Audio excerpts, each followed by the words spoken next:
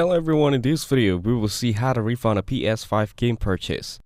First, visit the PlayStation website on your web browser. On the top, you'll find different features of the website. Now click on Support, and you'll get Support and PS and Status options. Then select the Support option and choose the PS Store and Refund. Here, click on Refund from the given category.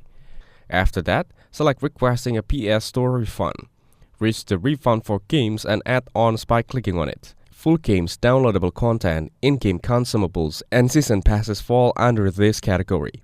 After purchasing this type of content through PlayStation Store, you have 14 days from purchase to request a refund. If you have started to download or Steam the purchased content, you will not be eligible for a refund unless the content is faulty. Click on Request Fund and hit Contact PlayStation Support.